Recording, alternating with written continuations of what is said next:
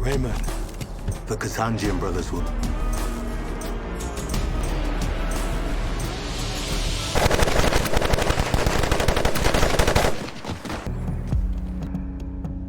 Death must be so. Halo Freakers, welcome to Sneakflix. Dengan bangga kami mempersembahkan kepada kalian ulasan lanjutan series berjudul The Blacklist Season ke-7. Disclaimer. Bagi kalian yang baru mengikuti series The Blacklist, saya sarankan untuk menonton dari episode 1 terlebih dahulu. Dan playlist ada di card pojok kanan atas. So, without any further ado, let's get into it.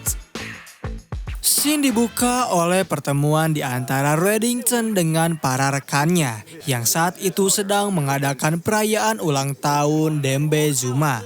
Saat itu dengan senangnya Reddington memberi hadiah kepada Dembe berupa sorban yang sangat ingin Dembe miliki saat mereka sedang bertugas di suatu daerah. Tentu saja Dembe sangat mengapresiasi barang yang Reddington berikan kepadanya. Lalu tiba-tiba ia mendapat telepon dari Tuan Orville yang memberitahu kepada Reddington jika ia telah menemukan pembeli untuk satu set 6 peti yang dimiliki oleh Reddington dan rekan-rekannya. Orville berkata, pembeli dari ke-6 peti tersebut akan segera hadir sehingga ia ingin Reddington dengan cepat mengumpulkan peti tersebut. Lantas setelah mendapatkan informasi, Reddington meminta kepada teman-temannya untuk bubar terlebih dahulu. Lalu mengajak Dembe untuk segera pergi ke tempat di mana mereka menyimpan peti tersebut. Sesampainya di suatu ruangan, dengan dibantu oleh rekan dari Reddington yang bernama Fasil, ia akhirnya menghampiri sebuah berangkas yang berisi salah satu dari ke-6 peti yang hendak dijual. Peti itu memiliki ukuran lebih kecil seiring dengan urutan angka yang ada. Tetapi ketika Reddington sedang memeriksa peti tersebut, tiba-tiba saja Fasil berusaha mengurung mereka berdua. Beruntungnya Dembe dengan sigap menahan pintu dan langsung meminta kepada Fasil untuk menceritakan apa yang telah terjadi. Usut demi usut, rupanya Fasil mendapat ancaman dari sekelompok kriminal yang ingin menghentikan pergerakan dari Reddington, sehingga membuat Reddington langsung mengajak Dembe untuk pergi dengan cepat dari tempat tersebut.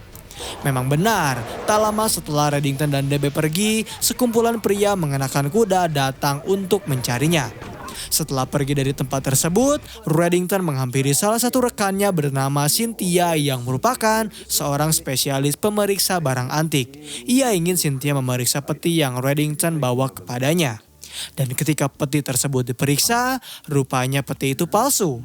Reddington telah tertipu oleh pemalsu barang antik yang membuatnya malu karena Cynthia mengetahui ia memiliki barang yang tak original. Meskipun begitu, Reddington memiliki sebuah celah untuk mencari keberadaan ke-6 peti asli tersebut agar mereka bisa meraup untung yang jauh lebih besar. Dan inilah Victoria Feinberg, blacklister nomor 137 yang terdaftar dalam daftar hitam milik Reddington. Lalu Sin bergerak kepada Aram yang baru saja bercinta dengan Elodie. Ketika mereka sedang berbincang, ponsel milik Elodie tiba-tiba berdering yang menandakan jika suaminya tak baik-baik saja. Dan ketika mereka berdua turun, ternyata suami Elodie telah terbaring tak sadarkan diri. Sementara itu di lokasi hitam, wrestler meminta maaf kepada Kin karena tak sengaja telah membunuh ibunya sendiri. Namun ternyata Kin tahu jika itu semua hanyalah rekayasa semata agar Reddington berhenti mencari keberadaan ibunya. Kin juga ingin wrestler menyembunyikan fakta bahwa ibu dari Kin sebenarnya masih hidup. Setelah itu topik berubah pada pembahasan tentang Agnes yang akan menjadi pemeran utama di sebuah acara balet. Yang dimana ia mengajak wrestler serta rekan-rekan lainnya untuk pergi ke acara tersebut. Lalu tak lama kemudian, Kin mendapat telepon dari Reddington yang memberitahu jika beberapa tahun yang lalu ia bersama kelima rekannya memiliki sebuah peti yang dicuri dari sebuah pameran museum. Tetapi baru-baru ini ia mulai tersadar bahwa peti tersebut ternyata palsu. Besar kemungkinan ini semua adalah ulah dari pemalsu yang pastinya telah melakukan aksinya di berbagai museum dengan nominal nilai seni sebesar 5 miliar dolar. Apabila Kin bisa mencari keberadaan dari orang tersebut, maka ia bisa menghentikan gerak-geriknya serta menghentikan kejahatan seni yang merugikan banyak museum. Akhirnya Kin membawa kasus ini ke meja lokasi hitam. Ia menjelaskan tentang bagaimana Reddington dan rekannya mencuri 6 peti di Olympian Gallery. Juga Kin menjelaskan jika ternyata 6 peti tersebut adalah palsu. Diduga dilakukan oleh pemalsu seni dengan keterampilan yang cukup baik dalam menjalankan tugasnya. Setelah mendapatkan penjelasan dari Kin, Cooper meminta kepada semua agennya untuk menghubungi berbagai institusi seni maupun museum untuk mendapatkan informasi dari mereka.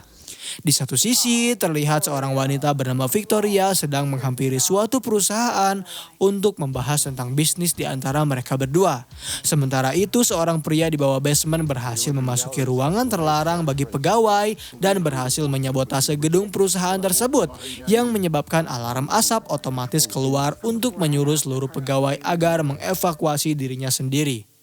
Ketika pemilik perusahaan itu sedang mencoba untuk memeriksa apa penyebab dari asap tersebut, Victoria justru memasuki ruangannya tanpa izin. Lalu ia menukarkan sebuah karya seni berupa telur yang dimiliki oleh pemilik perusahaan tersebut. Kembali ke lokasi hitam, Kin dan Wrestler telah mengkonfirmasi bahwa memang benar beberapa museum mengalami kerugian setelah mereka menemukan kepalsuan di berbagai lukisan atau seni pameran yang mereka miliki. Lalu Sin bergerak kepada Reddington yang telah melakukan rencananya untuk menghampiri salah satu penjahat pencuri seni yang bisa memberikannya suatu informasi tentang penjual lukisan palsu kepadanya. Dengan sedikit ancaman yang Reddington berikan kepadanya, pria tersebut tak bisa berkutik sama sekali.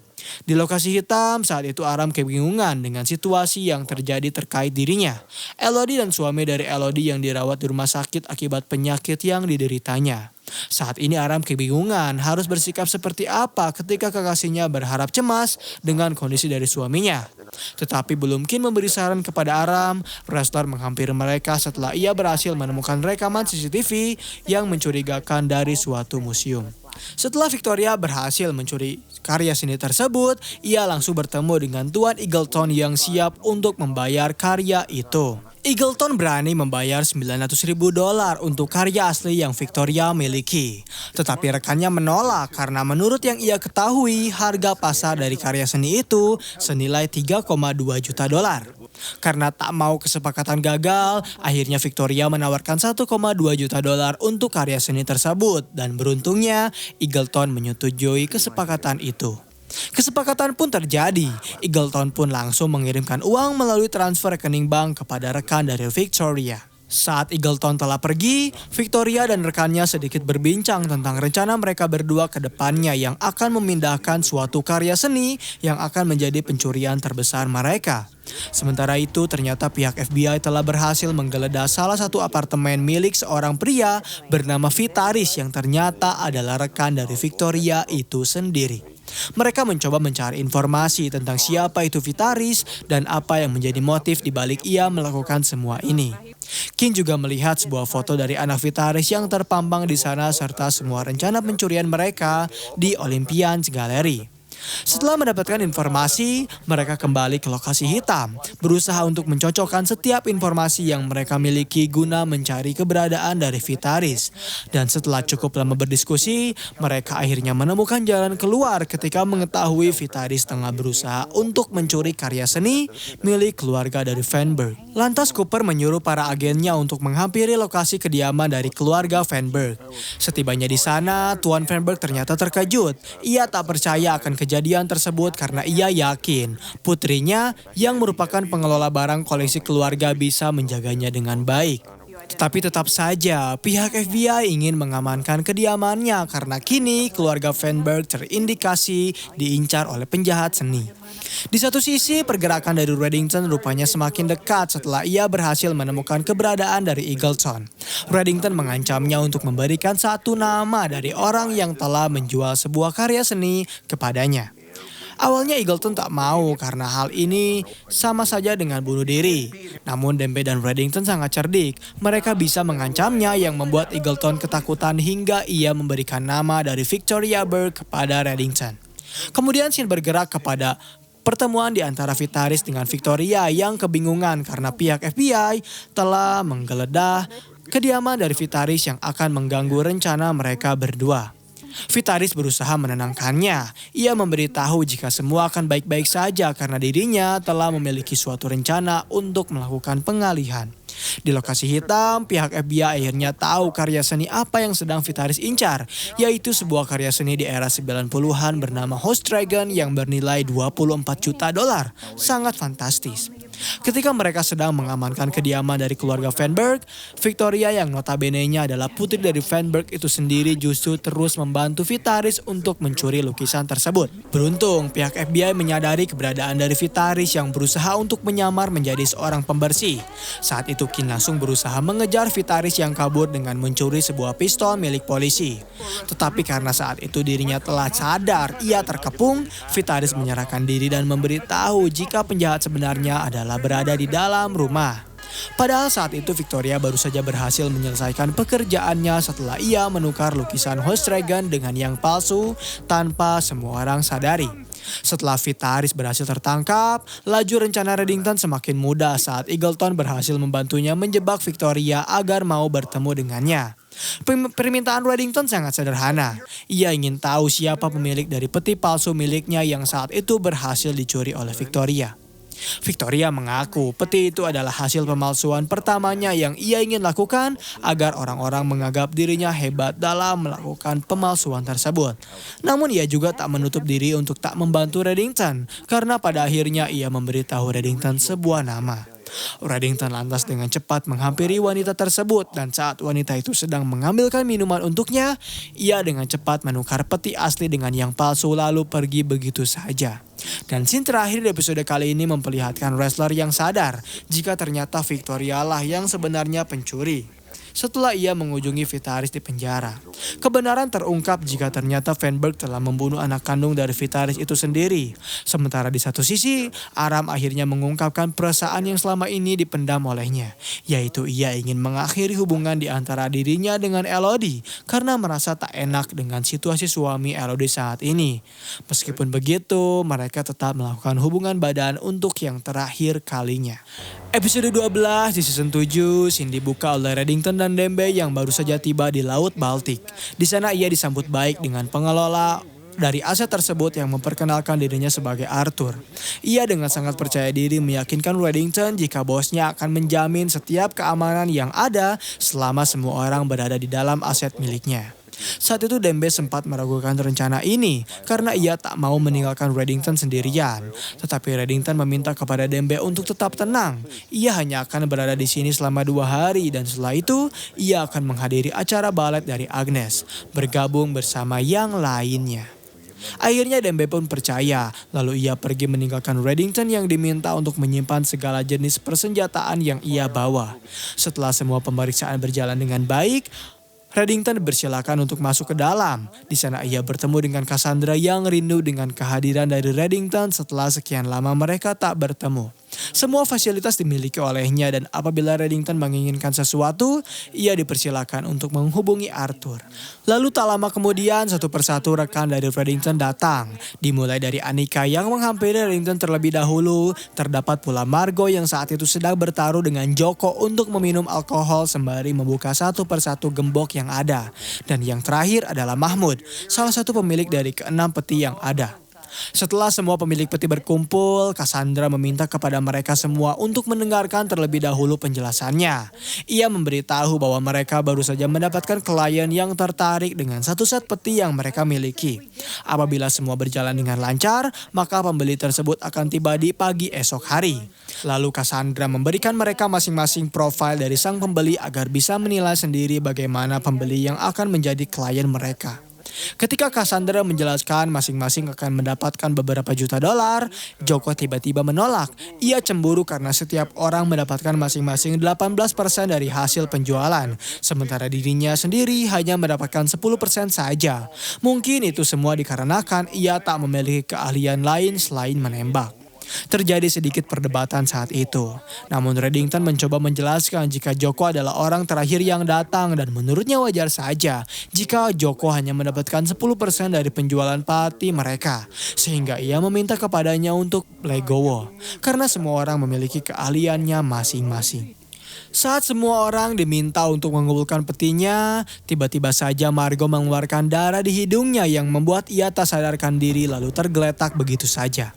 Dan inilah Cornelius Rock, blacklister nomor 155 yang terdaftar dalam daftar hitam milik Reddington. Setelah Margo tak sadarkan diri begitu saja, Reddington langsung membawa jasad dari Margo ke tempat pembedahan. Di sana ia yakin jika kematian dari Margo bukanlah kematian yang biasa. Lalu setelah itu, ia menghampiri seluruh rekannya, meminta kepada mereka semua untuk tetap tenang dan tak memberi asumsi yang liar.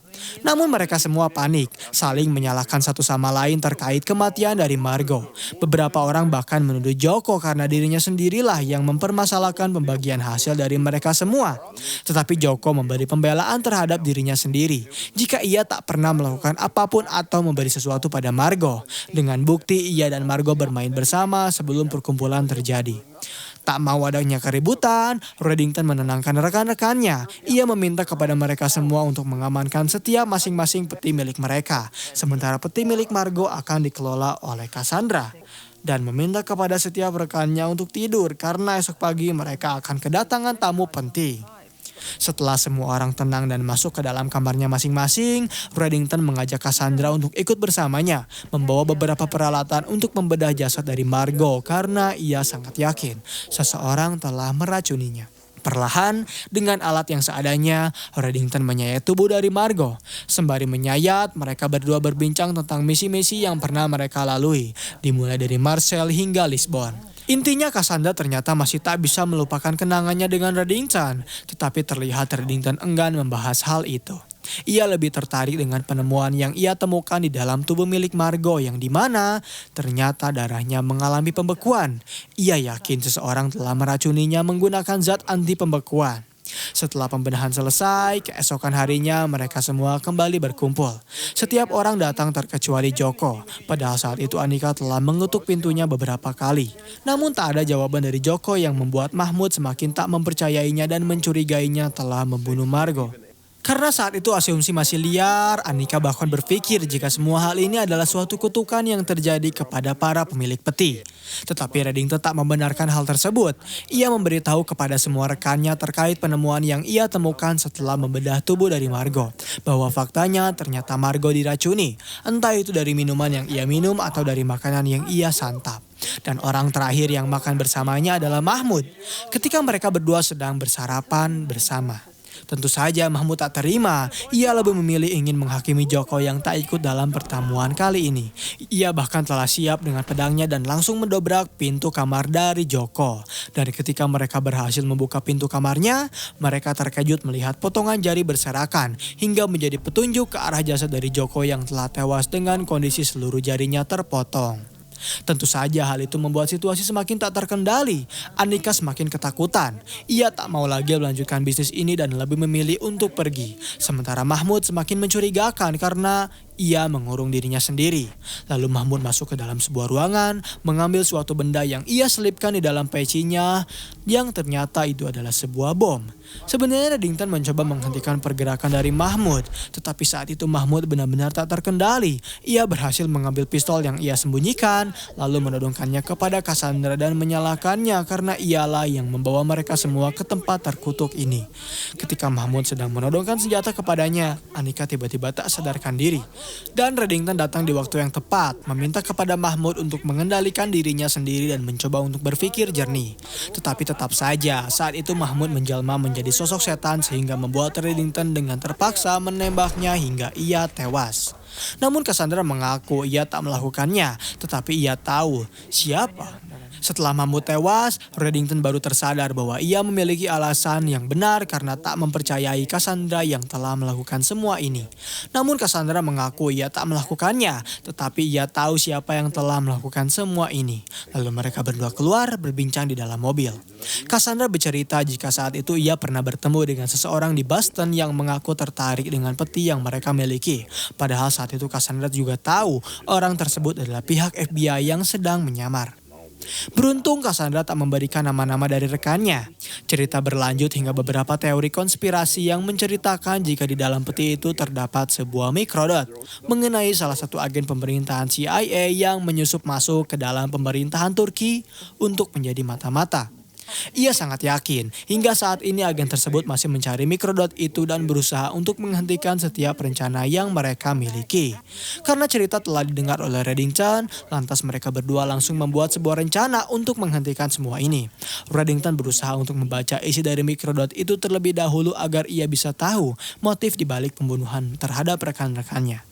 Ketika Cassandra diminta untuk mengambil keempat peti yang ia simpan di dalam kamarnya, ia begitu terkejut melihat staf di Pulau Baltik tersebut telah terkapar di dalam satu ruangan yang sama. Dengan cerdiknya, Reddington langsung bersembunyi hingga tak lama kemudian seorang pria bersenjata datang mencoba mencari keberadaan mereka berdua. Untungnya saat itu Reddington terlebih dahulu menemukan pria tersebut dan bertanya apa motifnya melakukan semua ini. Awalnya pria itu tak mau mengakui. Reddington berpikir mungkin saja ia tak bisa berbahasa Inggris. Dan ketika Reddington mengacungkan jarinya, ternyata pria tersebut paham dan langsung memberitahu bahwa sebenarnya tujuan mereka hanya mengincar peti paling kecil yang dimiliki oleh Margot. Itulah mengapa mereka membunuh Margot di awal. Setelah semua orang waspada, mereka mencoba mengalihkan kembali tujuannya. Setelah pria itu bercerita, tiba-tiba saja walkie-talkie-nya berdering. Reddington langsung mengambil alih radio tersebut dan memberitahu jika saat ini agennya sedang tertidur siang. Saat Reddington mendengar suara di balik orang tersebut, ia tersadar jika ternyata itu adalah Arthur, kepala pelayan pulau ini. Namun setelah diteliti lebih dalam, Reddington juga tersadar jika Arthur hanyalah suatu nama samarannya karena nama asli dari Arthur adalah merupakan Cornelius Rock. Orang yang disewa oleh pemerintah Turki untuk mencari nama agen pemerintah Amerika.